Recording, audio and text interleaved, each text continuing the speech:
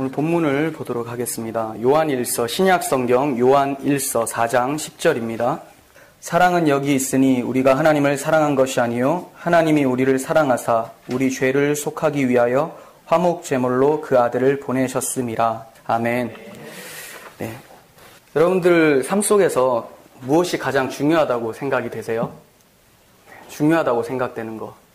많은 사람들이 대답을 하겠죠. 저는 돈이 제일 중요해요. 저는 명예가 중요해요. 이렇게 얘기를 할 수 있는데, 근데 이제 제가 질문한 곳은 교회잖아요. 그러니까 교회는 좀 더 다른 대답을 할 거라고 생각이 돼요. 가장 무엇이 중요합니까? 이렇게 얘기를 하면 하나님을 사랑하는 것이 가장 중요합니다라고 생각을 합니다. 하나님 사랑하는 거 정말 중요하긴 해요. 틀린 말이 아니에요. 그런데 가장 중요하다, 가장 우선시된다라고 하게 될 때는 문제점이 생깁니다. 왜 그러냐면 예수님 시대에 율법사가 예수님을 찾아왔어요. 그리고 나서 물어요. 예수님, 율법 중에 가장 큰 계명이 무엇입니까? 예수님께서 마음을 다하고 뜻을 다하고 힘을 다하여 주 너의 하나님을 사랑하라. 이것이 가장 첫째 되는 계명이다. 가장 큰 계명이다. 이렇게 말씀하셨어요. 이거는 여러 가지 계명 중에 첫 번째다 이게 아니라 이게 모든 것이다 이 얘기예요. 가장 처음이라는 것은 시작과 끝을 같이 함유하고 있어요. 그러니까 예수님께서는 이게 제일 중요해라고 하신 거죠. 하나님을 사랑하는 것. 율법 중에 제일 중요한 게 뭡니까? 율법이 무엇입니까? 물어봤더니 하나님을 사랑하는 것이다. 이렇게 말씀을 하셨어요. 그러니까 우리는 예수님도 이렇게 말씀을 하셨으니까 봐라. 하나님을 사랑하는 것이 제일 중요하지 않습니까? 이렇게 물어볼 수가 있다라는 거죠. 그래서 많은 사람들이 하나님을 사랑하려고 노력하며 살게 됩니다.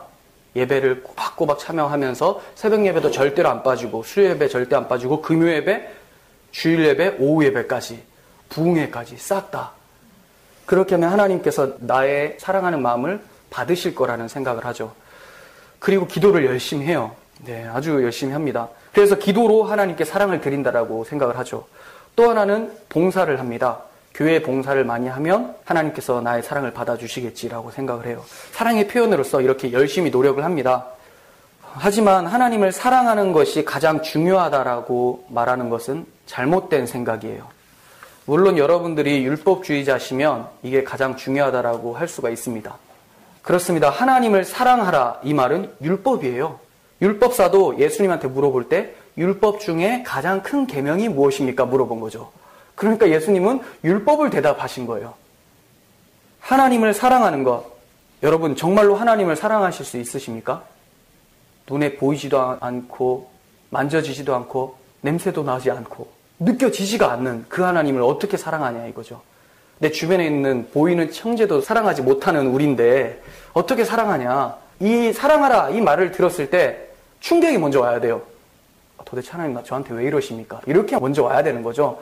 근데 바리새인들, 율법주의자들은 들으면서 어떤 생각을 하냐면 그럼 사랑해 봐야지 이렇게 가는 거죠. 하나님을 사랑한다라는 것은 불가능합니다. 우리의 의지로 율법이 요구하는 대로 하나님을 사랑할 수가 없습니다. 어떤 사람도 이렇게 질문할 수 있어요. 예수님도 모세 율법을 들어서 많은 사람들에게 대답하셨지 않느냐. 그런데 이걸 잘 아셔야 돼요. 예수님께서 모세 율법을 통해서 사람들에게 대답하신 것은 그 사람들이 율법주의자들이었기 때문에 얘기를 한 거예요. 율법에 대해서 생각하고 있으니 율법을 얘기한 거죠. 하나님을 더 사랑해야 된다고 강조를 하지만 강조하면 강조할수록 우리는 어떤 생각이 드냐면 나는 사랑할 수 없는 존재구나. 이게 막 폭로가 되는 거죠. 하나님을 더 사랑해야 된다라고 강요하는 것은 율법과 똑같은 맥락입니다. 겉으론 그럴싸하게 들리지만 그냥 율법인 거죠. 교회에서 자주 다투는 자매들이 있었어요. 근데 그들에게 서로 용서를 하고 서로 사랑해라 라고 얘기를 했어요. 중고등부, 청년부에 엄청 많거든요. 그런 사례들이. 제가 그렇게 명령을 해봤어요. 율법처럼. 너는 저 자매를, 저 형제를 사랑해줘야 돼. 용서해줘야 돼. 이들이 사랑을 했을까요? 용서를 했을까요? 아니요. 용서를 못해요. 사랑을 못해요. 그걸 발견하게 됐었어요. 저도 왜 그런 명령을 했었냐면 예전에 제가 율법주의적인 성향이 많을 때 그렇게 하는 것이 마땅하다고 생각했으니까 서로 사랑하십시오. 이거 틀린 말 아니잖아요. 맞는 말이에요. 율법이니까. 그래서 저도 이 율법을 제시하면 이들이 하나님의 마음을 품고 사랑할 줄 알았어요. 근데 그렇게 안 돼요. 더 괴로워하죠. 사랑할 수 없는 자신을 보면서 전도사님 왜 그러죠? 저는 왜 이렇게 사랑할 수가 없죠? 저는 진짜 못돼 먹었나 봐요. 이런 얘기만 해요. 누군가를 사랑할 마음조차가 없는 사람에게 사랑하라고 명령한다는 것은 그의 무능함을 드러낼 뿐이라는 거예요. 율법은 마땅히 해야 할 일에 대해서 말을 하고 또 우리의 신앙과 본분에 대해서 기준이 되기는 합니다. 하지만 우리에게 이 기준을 실천할 수 있는 능력은 주지를 않아요.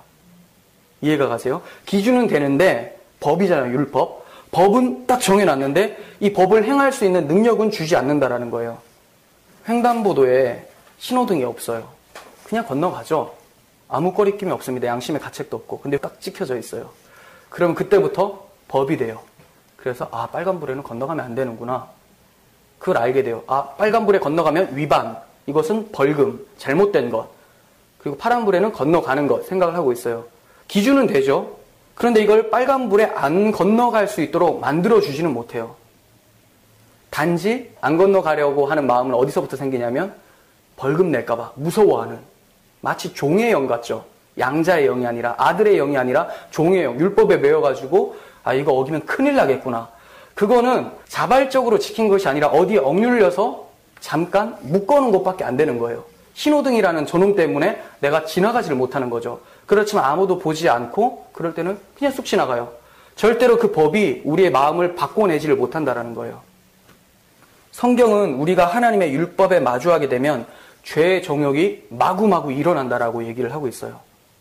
제일 처음에는 저는 이 말을 이해 못했어요. 제가 너무나 율법주의적이었으니까. 율법을 맞이하게 되면 죄의 정욕이 일어난다고? 생각지도 않았던 게 막 일어난다라는 거예요. 신호등이 없을 때는 그냥 지나가는데 신호등이 있으니까 건너가고 싶은데 시간은 바빠 죽겠는데 저게 막고 있으니까 더 오히려 신경이 쓰이는 거죠. 그런 생각들이 찾아와요. 저희 아버지께서 금연을 하기로 예전에 결심을 하셨어요. 텔레비전에 그걸 아멘까지 예, 금연하면 좋죠. 텔레비전 위에다가 담배를 올려놓고 끊기기 시작하신 거죠. 이거 어떻게 생각하세요? 독하다 이렇게 생각을 하죠. 그렇지만 그것을 보고 네가 이기냐 내가 이기냐 이렇게 끊겠다고 하신 건데, 그렇게 돼버리면 생각하지 않아도 될 담배를 계속해서 생각하면서 싸우는 거예요. 죄와 싸우는 거죠. 여기서 죄의 정욕이 발생하게 됩니다. 죄를 굉장히 인격적으로 다루면서 마귀와 꼭 대치하면서 이겨내야 된다는 느낌을 많이 줘요. 그래서 죄를 바라보고 죄가 어떻게 침투해 오는지 늘 깨어 있어라. 그럼 죄에게 넘어지지 않는다. 아니요. 100% 넘어집니다. 그렇게 가만히 계속 두면, 그리고 만약에 넘어지지 않아도 그게 어디로 쌓이느냐? 안 넘어졌으니까 내가 했다. 자기 의로 쌓이는 거예요. 죄를 바라보면서 내가 저 죄를 안 지어야지. 이것밖에 안 되는 거죠. 죄를 이길 수 있는 힘은 뭐냐면 죄의 유혹보다 더 강한 유혹, 죄가 주는 기쁨보다 더 강력한 기쁨에 매어 달려서 끌려가는 것밖에 없어요. 죄가 주는 기쁨이 있긴 있습니다. 약하지가 않아요. 예를 들어서 제가 차를 굉장히 좋아합니다. 에쿠스를 너무나 받고 싶어 하죠. 어렸을 때부터 용돈을 많이 모아서 100만 원짜리 에쿠스 자동차 모형 있죠. 이거 미니카 같은 거를 샀어요. 근데 그걸 가지고 놀면서 너무 좋은 거예요. 왜? 1억짜리 에쿠스는 못 사니까 100만 원으로. 그렇지만 100만 원도 엄청 비싼 거죠. 재밌어요. 그런데 아버지께서 1억짜리 에쿠스 리무진을 사주셨어요. 그러면 제가 계속 이걸 가지고 놀까요? 이걸 왜 가지고 있었느냐? 참 기쁨을 찾지 못해서, 진짜 에쿠스를 찾지 못해서 이걸 대체하고 있었었는데, 진짜 에쿠스가 오면 이제 이걸 안 보죠. 처박아 놓고 어디로 가느냐? 에쿠스 타고 가는 거예요. 이걸 왔다 갔다 손가락으로 조정하는 것이 아니라 내가 직접 타고 가는 거죠. 그 기쁨을 만끽하는 거예요. 죄도 이런 것과 마찬가지예요. 죄의 유혹이 약하지 않아요. 강력합니다. 절대로 그 죄하고 싸우려고 할 수가 없어요. 에쿠스가 없는데, 진짜 에쿠스가 없는데 가짜 에쿠스 모형을 보면서 내가 저걸 안 가지고 놀아야지가 안 된다라는 거예요. 가지고 놀 수밖에 없어요. 근데 압도적인 기쁨, 그것이 찾아왔을 때는 저게 눈에 안 보인다라는 거예요. 죄는 이렇게 이겨내는 거지, 죄하고 싸우려고 하면 넘어질 수밖에 없습니다. 성경에서 그걸 얘기하고 있어요. 로마서 5장 20절. 율법이 들어온 것은 범죄를 더하게 하려 함이라. 죄라고 생각하지 못했던 것을 이게 바로 죄야라고 생각하게 하고, 또 죄를 짓고 싶어하는 마음까지도 발생케 만들어요. 보겠습니다. 7장 5절. 우리가 육신에 있을 때 율법으로 말미암는 죄의 정욕이 우리 지체 중에 역사하여 우리로 사망을 위하여 열매 맺게 하였더니, 8절. 그러나 죄가 기회를 타서 계명으로 말미암아 내 속에 온갖 탐심을 이루었나니 이는 율법이 없으면 죄가 죽은 것이라. 율법이 없으면 죄가 없어요. 율법이 있으니까 죄가 드러나고 죄가 기회를 타서 계명, 율법을 통해서 우리를 속이죠. 계속해서 부추겨요. 어떤 부추김? 죄를 계속 지으려고 하는 온갖 탐심이 막 일어나요. 그러니까 사람들이 하는 것은 어떻게 하면 이 탐심을 억제해 볼까 하면서 수도원도 들어가고 계속해서 율법을 지키려고 하는 모습을, 죄를 안 지으려고 하는 모습을 하게 됩니다. 근데 그게 죄예요. 그게 죄. 무슨 말이냐면, 그러니까 지난 시간에 제가 크로노스라고 말씀을 드렸어요. 크로노스는 우리 인생이란 역사예요. 인생이란 역사. 이 크로노스하고 카이로스를 잘 외워두시면 굉장히 설명하기가 편하기 때문에 제가 굳이 들어 쓰는 거예요. 크로노스는 우리 인생이란 역사 속의 시간이에요. 그러니까 세속적 욕망의 시간이죠. 막 흘러가요. 성도도 거기에 살고 불신자도 거기에 살고 다 똑같이 사는. 근데 그 가운데서 이 크로노스라는 땅의 시간 속에서 하나님께서 일하심들이 있죠. 지금 이 시간에 말씀으로 일하시고 이것들을 인지하고 경험하고 받아들이는 사람들. 이게 바로 카이로스라는 하나님의 시간이에요. 구속사. 그러면 성도는 크로노스에 살고 있지만 카이로스의 시간대에 접촉되어서 사는 사람들이죠. 하나님과 맞물려서 사는 사람들. 그런데 하나님과 맞물려서 살지 않고 율법이 주어졌을 때 이것을 해결해 보려는 방안이 뭐냐면 크로노스 안에서 어떻게든 막아보려고 새로운 기쁨을 찾아보려고 행동하는 거예요. 그러니까 이거는 좋은 것, 이건 나쁜 것 스스로 결정해 놓고 이걸 지키면 선한 것이라고 생각하면서 열심을 달려갑니다. 크로노스에서 벗어나고자 더 열심히 일하고 세상의 위로를 받아보려고 애쓰지만 그럴수록 더욱더 공허감이 커져요. 크로노스란 욕망이라는 미궁 속으로 점점 깊이 빠져들어가요. 벗어나려고 해도 벗어날 수가 없어지는 거죠. 그래서 하나님께서는 시내산에서 두 가지를 주셨어요. 율법과 성막을 주셨죠. 율법만 주셨다면 이 크로노스에서 헤어날 수가 없어요. 율법을 어떻게든 잘 지켜보려고 바리새인들처럼 계속해서 노력했을 거예요. 근데 그게 바로 죄악이고 그게 바로 지옥의 상태예요. 욕망에 갇혀가지고 자기 욕망으로 어떻게든 이겨보려고 하는 그 상태. 하나님 없이도 내가 이겨보겠다. 근데 하나님께서 뭘 주셨습니까? 너희는 율법으로는 죄가 폭로당하는데 여기서 스스로 이기려고 하지 말고 내가 성막을 주겠다. 예수 그리스도의 모형이죠. 이리로 와서 도피처로 삼아라. 구약에 이런 율법이 있습니다. 부지 중에 모르고 사람을 실수로 죽여버렸어요. 그러면 그 사람은 반드시 돌로 쳐 죽임을 받아야 돼요. 그런데 하나님께서 무엇을 설정해 주셨냐면 도피성이라는 것을 만들어 주셨어요. 그래서 자기가 잘못했다라고 인정하고 이건 실수다라고 인정되면 무조건 뛰어가라. 어디로? 도피성으로. 그러면 산다. 그런데 도피성을 주지 않았어요. 예수라는 도피성을 주지 않았습니다. 그러면 이 사람은 죄를 지었어요. 그 다음부터 어디로 갑니까? 맞아 죽을까 계속 도망다니는 거예요. 그게 지금 이 땅에서 내가 경건하게 살아보고자 하나님과 상관없이 내가 최선을 다해서 열심히 살아서 진노를 피해보고자 하는 발버둥밖에 안 된다라는 거예요. 근데 하나님께서 예수 그리스도는 복음, 도피성을 딱 주셨어요. 그러니까 그리로 뛰어가게 되죠. 그 속에서 너희들은 율법의 죄를 탕감받을 수가 있어. 이 얘기를 하고 있는 거예요. 예전에 말씀드렸지만 이 도피성으로 뛰어가는 것은 참 은혜로운 말씀입니다. 도피성에 뛰어가는 사람들 누구냐면 부지 중에 실수로 죄를 범한 사람이잖아요. 그런데 보세요. 여러분들이 진짜로 화가 나서 사람을 찔러 죽였어요. 그런데 진짜 실수로 죽인 것이 아니라 내 마음을 다해서 죽인 거니까 난 도피성으로 안 뛰어갈래 라고 하는 사람 있을까요? 아니요. 그런 사람 없어요. 다 뛰어가요.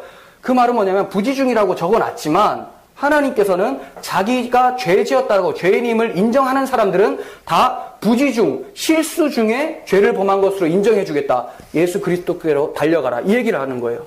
우리가 죄를 정말 실수로 짓습니까? 알고 짓잖아요. 근데 그게 자기가 죄인됨을 인정하는 사람만 도피성의 필요성을 알게 돼요. 그러니까 그리스도께로 뛰어가게 되죠. 그래서 하나님께서는 자기가 죄인임을 인정하는 자들에게 그 크로노스라는 욕망의 굴레에서 벗어날 수 있는 복음을 주셨어요. 율법은 그리스도께로 인도하는 초등교사의 역할을 해요.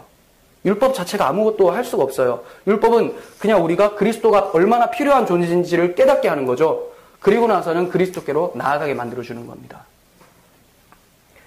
결국 율법의 요구인 하나님을 사랑하라라는 말은 우리를 정죄하고 죄책감에 휩싸이게 만듭니다.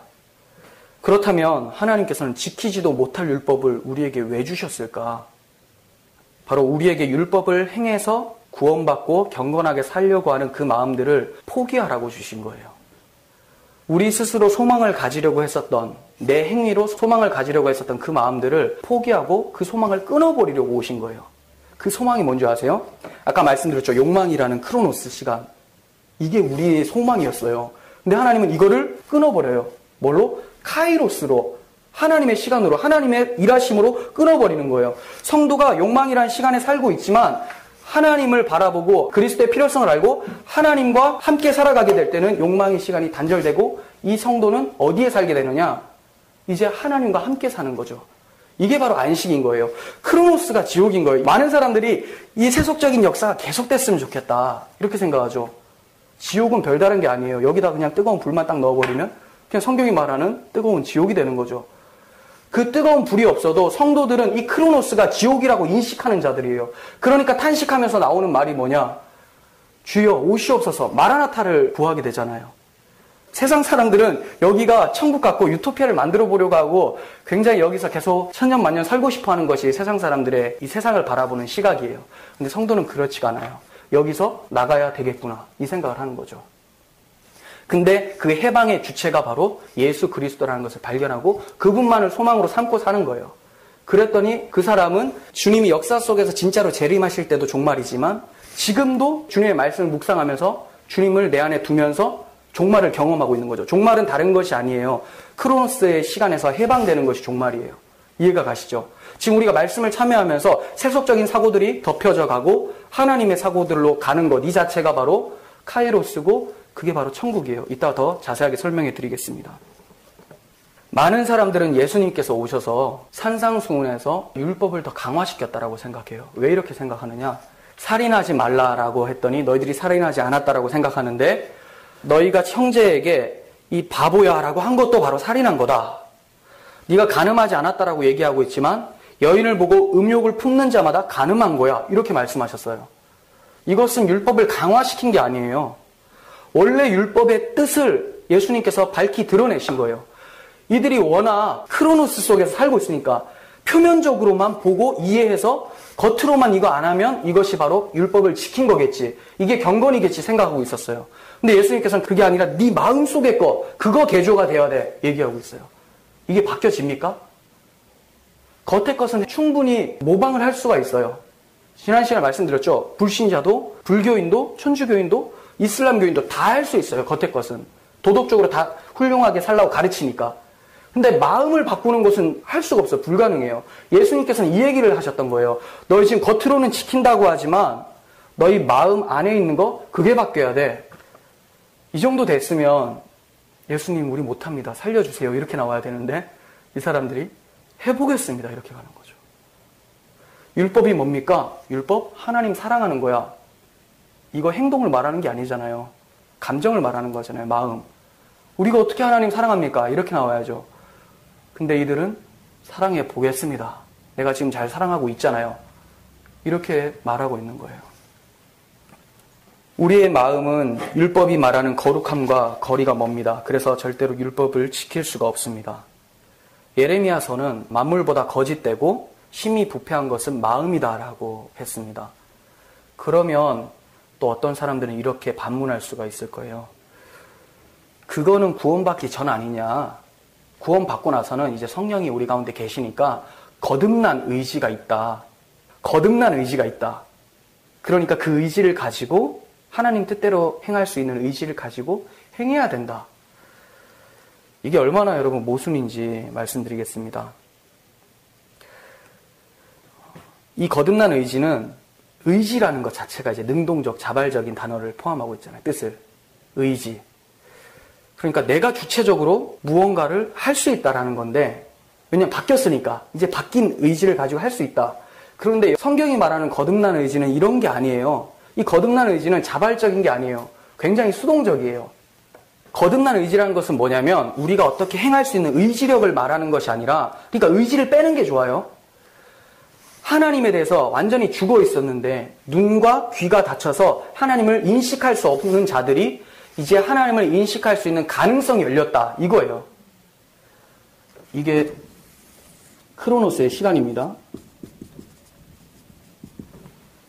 그리고 여기가 아이온이라는데 영원이에요. 영원. 창세전.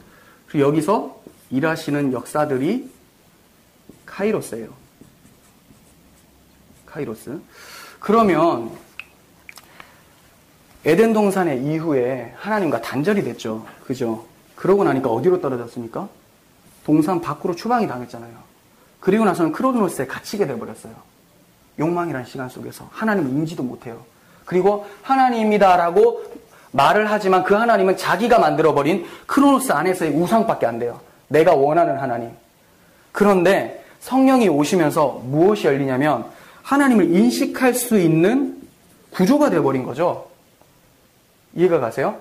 그냥 하나님을 인식하게 됐다. 여기까지만 얘기해야 되는 거예요. 이걸 가지고 우리가 나갑시다가 아니라 이건 그냥 어떤 성향이에요. 하나님에 대해서 귀를 기울일 수 있는 성향으로 바뀌었다. 본성이 바뀌었다. 근데 이 의지는 하나님에 대해서도 반응을 하지만 여전히 세속적 크로노스에도 반응을 합니다. 왜요? 우리가 육체를 가지고 있으니까. 아직까지도 죽지 않았기 때문에 여전히 세속적 욕망에도 반응을 해요. 그러니까 하나님에 대해서 귀 기울일 수도 있고 마귀의 음성에도 귀 기울일 수 있다는 거예요.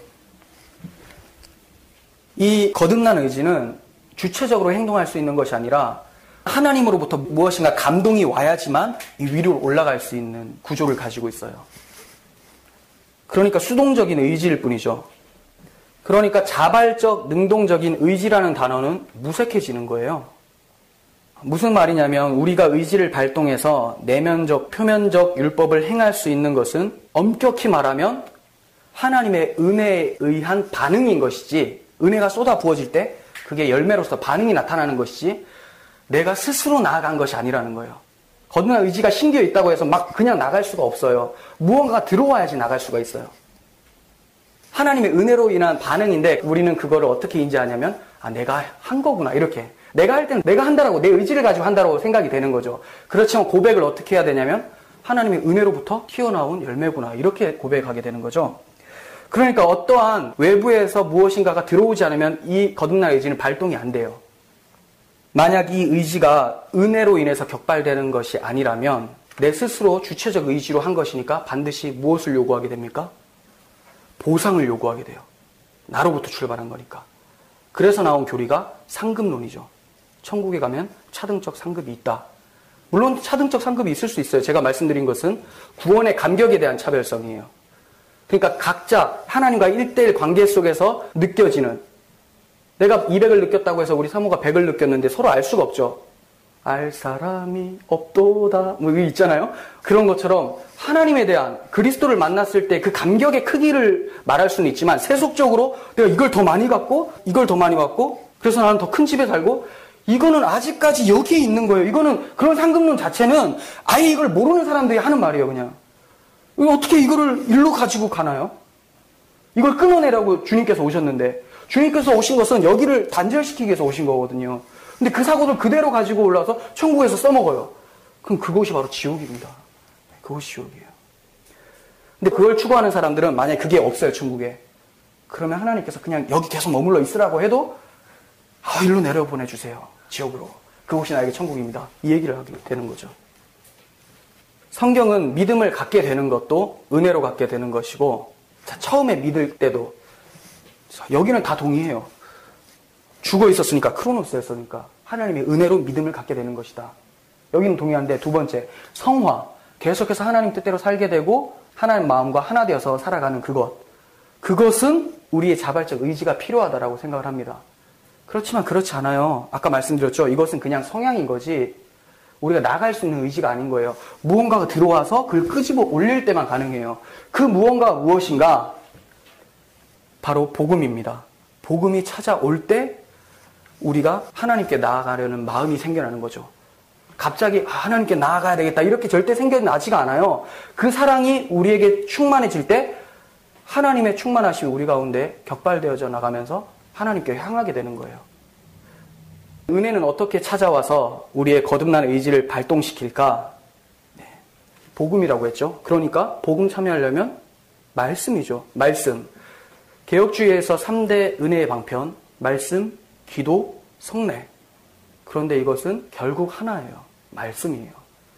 기도는 구하는 것 아닙니까? 아니요, 구하는 거 아니에요. 뭘 구합니까? 구하는 것은 하나님 말씀을 듣고 거기에 대한 반응으로 입을 여는 것 뿐이지, 말씀에 대한 참여로서 인한 결과일 뿐이지, 기도가 지금 여기서부터 생각이 출발해가지고 하나님께 구하면 어차피 다 휴지통으로 들어가죠. 근데 이 사랑이 들어와서 여기서 나온 것은 하나님과 이제 하나가 된 거예요. 그리스도와의 연합을 나타내는 거예요. 성례는 뭡니까? 그냥 단지 예배 의식 중에 떡 떼는 거, 그걸 말하는 게 아니라 떡을 떼면서 무엇을 생각합니까? 그리스도를 생각하잖아요. 그 말씀에 참여되는 것, 이걸 성례라고 해요. 그러니까 지금 여러분들은 성찬식 하고 있는 거예요. 날마다 매 순간마다 그리스도의 말씀을 묵상할 때 세례를 받고 그리스도와 함께 장사가 되고, 그리고 그리스도와 연합이 되어서 말씀, 떡 함께 먹으면서 연합되어서 살아가는 거예요. 그래서 여러분들이 한 가족인 거고 그리스도의 몸이라고 말하고 있습니다. 바로 말씀에 참여, 우리 몸의 복음화, 그 사랑을 먼저 알아야지만 우리의 거듭나는 의지가 발동되는 거예요. 오늘 본문에서와 같이 우리가 하나님을 사랑하게 된 것은 우리가 먼저 사랑한 것이 아니라 하나님이 먼저 우리를 사랑하셨습니다라고 얘기하고 있죠. 이 말씀은 처음 믿었을 때 우리가 의롭다함을 받을 때만 적용되어지는 것이 아니라 살아가면서 성도에게 일어나는 모든 성화의 동력이 되는 말씀이에요. 성화의 동력이 뭐라고요? 하나님이 먼저 우리를 사랑하셨다는 것을 기억하는 것. 이제 거듭났으니까, 하나님을 사랑할 수 있는 자들이니까 열심히 사랑합시다. 아멘입니까? 아니죠. 네, 계속 복잡하게 하는데 그래도 우리 집사님 안 넘어가시고. 네, 이제 거듭났으니까 하나님을 사랑할 수 있는 마음을 가졌으니까 사랑합시다. 이리로 가버리면 또다시 율법주의로 가버리는 거예요. 자기도 모르는 새. 성화를 이루어가는 것도 복음이 내 마음 가운데 각인되어지고 감동되어질 때 우리 안에서 그리스도의 사랑이 하나님을 사랑하는 마음으로 이끌어가는 거죠. 이게 바로 성령으로 행하는 것이고, 여기서 나타나는 것이 성령의 열매들인 거예요. 열매를 맺어봅시다. 이리로 가버리면 다시 율법주의로 가게 됩니다. 열매는 스스로 맺을 수 없다라고 말씀을 드렸죠. 예수님께서 나는 포도나무요 너희는 가지라. 나는 포도나무요 내 아버지는 농부다. 네, 이게 정말 은혜롭지 않습니까? 예수님이 영양분을 공급하는 줄기예요. 포도나무 자체라는 거죠. 아버지는 농부, 일꾼, 일하시는 분이라는 거예요. 어떻게?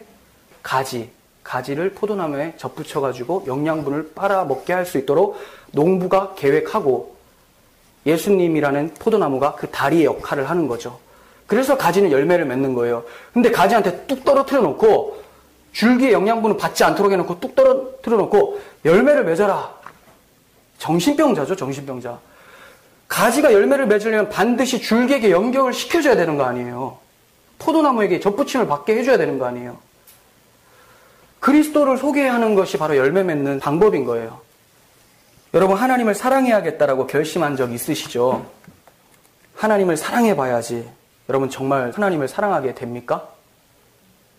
아니요, 오히려 하나님을 사랑할 수 있게 해달라고 기도하게 될 거예요. 저도 그랬었어요. 하나님을 더 사랑할 수 있도록 도와주세요. 이렇게 기도한다라는 것은 내가 지금 하나님을 사랑할 수 없다라는 반증인 거죠. 사랑 못하니까 사랑할 수 있게 도와달라고 한 거잖아요. 그때 목사님들은 하나님 사랑하십시오가 아니에요. 하나님 사랑할 수 있도록 도와줘야 돼요. 어떻게 해요?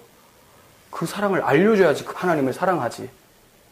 이해가 가시죠? 설교는 반드시 그래서 우리가 행할 것을 가르쳐주는 것이 아니라 하나님이 우리를 위해서 무엇을 하셨는지를 말씀하시는 것이 바로 설교인 겁니다.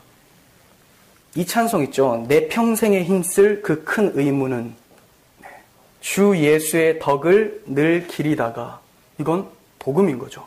주 예수의 복음, 그 사랑, 그 은혜를 늘 묵상을 하다가 결과가 어떻게 해요? 숨질 때라도 내 할 말씀은 이전보다 더욱 사랑합니다. 이건 결과예요. 근데 요즘에 어떻게 하는 줄 아세요? 사랑하십시오로 바로 가버려요. 아니요, 덕을 기리게 해줘야죠. 그러면 자발적으로 자연스럽게 나오는 거예요. 주님을 사랑합니다. 이거는 결과로 확인되어지는 것이지 이걸로 달려가는 것이 아니라는 거예요. 여기서 중요한 한 가지를 말씀드리려고 합니다. 하나님을 사랑하는 것은 도대체 무엇인가? 단지 감정적 고백인 것인가? 네, 분명 감정적 고백이 결과적으로 나오기도 합니다. 그렇지만 더 근원적으로 하나님을 사랑한다라는 말은 하나님께서 하시는 말씀을 듣고 이해하고 동의하고 그 말씀을 받아들이는 것이 하나님을 사랑하는 거예요. 이 예화가 몇 개 없어요. 맨날 쓰는 예화를 하는데 본문만 달라지고 예화는 똑같아요. 어머니가 5살짜리 아이에게 음식을 진수성찬을 마련했어요. 왜? 아이를 사랑하니까 먹이고 싶어서. 아이가 어머니를 사랑하는 방법은 뭡니까? 깨작깨작거리는 거요? 아니죠. 잘 먹는 거. 설거지하는 것은 할 수도 있고 안 할 수도 있어요. 애가 감동이 돼서 할 수도 있고 안 할 수도 있고. 그렇죠. 만약에 엄마가 진수성찬을 차려주면서 설거지 할 것을 계속 기대하면서 엄마가 차려줬어요. 엄마의 사랑에 문제가 있는 거예요. 잘 먹는 게 먼저죠. 하든 안 하든 하면 또 좋죠. 안 해도 잘 먹었으니까 좋은 거예요. 다음에는 하겠지. 우리가 하나님을 사랑하는 어떤 행동들은 그건 결과로 나오는 것이지 진짜 근원적인 것은 뭔지 아세요? 어머니의 사랑, 아버지의 사랑, 하나님의 사랑을 우리가 아는 것. 하나님의 일이 무엇입니까? 하나님의 일은 그의 보내신 자 그 아들 예수 그리스도를 믿는 것이다 라고 얘기해요. 믿는 게 하나님 사랑하는 거예요. 신명기 6장 4절에서 5절인데 이스라엘아 들으라. 이스라엘아 들으라. 우리 하나님은 오직 유일한 여호와시니 너는 마음을 다하고 뜻을 다하고 힘을 다하여 내 하나님 여호와를 사랑하라. 이렇게 얘기해요. 그러니까 사랑하려고 했어요. 그게 아니에요. 뭐부터 말했어요? 이스라엘아 들어라. 그게 바로 사랑인 거야. 그 뒤에 행위는 나타날 수도 있고 하나님께서 각자에게 주시는 믿음의 분량이 다르니까 나타나게 하실 수도 있고 아닐 수도 있다라는 거죠. 중요한 것은 그 말씀을 우리가 듣고 이해하고 동의하고 받아들이고 있는 상태인가. 이 상태는 바로 하나님을 사랑하는 상태야. 하나님의 마음을 아는 그 상태가 바로 하나님을 사랑하는 상태인 거예요. 여러분들 지금 하나님을 사랑하고 있는 상태인 거예요. 이게 이 시간에 아버지의 사랑이 흘러갈 때 아멘 되어지고 그리고 아버지의 사랑이 이렇구나. 그럼 아버지께서 더할 나위 없이 기뻐하시겠죠. 이게 네가 나를 사랑하는구나. 네가 내가 보낸 그 아들을 믿는구나. 이게 아멘인 거예요. 말씀을 듣는 것. 여러분들께서 들으시는 이 자체가 바로 하나님을 사랑하는 것이고 하나님을 사랑하는 것이니까 이걸 뭐라고 해요? 율법을 지킨 자. 율법이 뭡니까? 하나님 사랑하는 거다. 하나님 사랑하는 거 뭡니까? 말씀을 듣고 받아들이는 거다라고 했죠. 여러분들 지금 율법을 지킨 자로 서 있는 거예요. 왜 그런지 아세요? 말씀이 누구라고 얘기하고 있습니까? 태초에 말씀이 계셨으니 그 말씀은 하나님이시다. 말씀이 육신이 되어 우리 가운데 거하심에 예수 그리스도라고 해요. 그 그리스도를 말씀을 우리가 간직하고 보존한 상태, 그 상태가 바로 율법을 지킨 상태. 율법은 그리스도예요. 하나님의 거룩함이 율법이잖아요. 문자로. 근데 그 문자를 못 알아먹으니까 진짜 중보자로 오셨어요. 그 율법이, 그 거룩함이 이 땅 가운데 오셨어요. 그리고 어떻게 합니까? 겉에서 잘 지키라고 하는 것이 아니라 내가 네 안으로 들어갈게. 십자가로 우리가 연합이 되어버리시는 거죠. 그래서 말씀이 우리 가운데 계시니까, 그분이 계시니까 우리를 율법을 지킨 자가 된 거예요. 여러분, 여기서 율법을 지키다라는 단어를 많은 사람들은 doing으로 많이 생각을 해요. 뭔가 하는 것, 행동. 그렇지만 히브리어로 샤마르라는 단어예요. 샤마르. 보존하다, 간직하다, 잃어버리지 않다. 영어로 keep 또는 preserve. 지키다가 doing이 아니에요. 유지하는 거예요. 간직하는 거. 샤마르. 많이 들어봤죠, 방금. 이스라엘아, 들으라. 샤마. 이게 샤마예요. 물론 어근은 달라요. 각자가 어근이에요. 그렇지만 굉장히 비슷한 음역을 가지고 사용한 것은 문맥이나 정황을 봐서 하나님께서는 듣는 것 자체가 들어가서 함께하는 것 자체가 간직하는 것이다라는 것을 말하고 있는 것으로 저는 많이 볼 수가 있어요. 그래서 샤마르. 우리는 샤마르 하는 자들이에요. 지키는 자들. 율법 지키십시오라고 하니까 거짓말 안 하려고 하잖아요. 그게 아니라 그 거짓말을 안 하는 그 상태, 그 거룩하신 예수 그리스도를 간직하는 게 바로 율법을 지킨 거예요. 그러니까 율법을 지킨다라는 말은 표면적인 행위가 아니라 하나님의 말씀을 듣는 그 상태, 그리스도를 잊지 않는 그 상태, 이 상태가 율법을 지킨 모습. 자, 우리 성도님 율법을 잘 지키십시오. 되죠? 근데 이 설명 없이 율법 잘 지키십시오라고 하면 김강도사 율법주의자 아니야? 이렇게 되는 거죠. 똑같은 단어를 쓰는데 내용이 달라요. 그러니까 설교를 하기 굉장히 까다로워요. 저는 설교를 했는데 각자 이해를 하시는 게 다 달라요. 진짜 복음을 이해한 자는 방금 설명한 대로 이해를 하실 것이고, 어떤 자들은 율법 잘 지켜야지. 십계명 펴놓고 막 이러고 있죠. 십계명이 자기 마음 가운데 지금 들어가 있는데 다시 끄집어내가지고, 이게 바로 분리의 상태. 근데 이게 안으로 들어온 상태가 연합의 상태. 율법을 못 지키는 자는, 잘 들으세요 이제, 율법을 못 지키는 자는 하나님 나라에 들어갈 수 없습니다. 맞습니까? 율법을 못 지키는 자는 하나님 나라에 들어갈 수 없다. 율법을 못 지키면, 제가 설명한 지키다 알죠? 간직하다. 율법을 못 지키면 하나님 나라에 들어갈 수 없다. 맞습니까? 예, 맞죠. 율법이 안에 없는데 그럼 어디로 들어가요? 하나님께서는 우리를 어떻게 보시냐면 우리 안에 계신 예수 그리스도를 보고 우리를 받아들이는 거예요. 근데 그 율법이, 그 예수가 없다면 하나님 나라 못 가죠. 근데 어떻게 보통 들었어요? 저도 어떻게 듣고 살았었냐면, 잘 행하지 않으면 하나님 나라 못 들어간다. 그러니까 이제 우리가 다 못하니까 예수님 믿어가지고 내가 99개를 지켰는데 1개를 실패해도 지옥에 가게 되니까 예수님이 우리 부족한 것을 채워주려고, 무슨 부족한 겁니까? 시작도 안 됐는데 여기 있었었는데, 그죠? 부족하다는 것은 이게 가다가 다 올라가다 1개가 떨어졌을 때 부족한 거지, 시작부터가 여기가 단절되어 있었는데 무슨 부족한 게 아니에요. 아예 텅텅 비었던 거예요. 텅텅 비었던 거. 그걸 100%이신 그리스도께서 오셔서 채워 넣으시는 거죠. 여러분, 하나님을 사랑하는 것이 가장 중요합니까? 사도 바울은 다르게 강조를 합니다. 에베소서 3장 18절, 능히 모든 성도와 함께 지식에 넘치는 그리스도의 사랑을 알고 그 넓이와 길이와 높이가 어떠함을 깨달아 하나님의 모든 충만하신 것으로 너희에게 충만하게 하시기를 구하노라. 뭐가 제일 중요하다고요? 그리스도의 사랑을 알고 그 깊이를 깨달아. 그때 하나님의 충만하심으로 너희에게 충만하게 된다.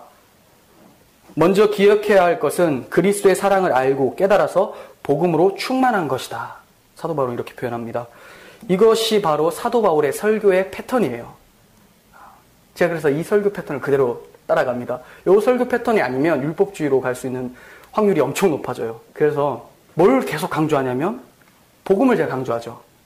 그리고 나서는 실천도 강조해요. 여러분, 이 복음을 가진 자가 이제 이렇게 살 수 있겠습니까?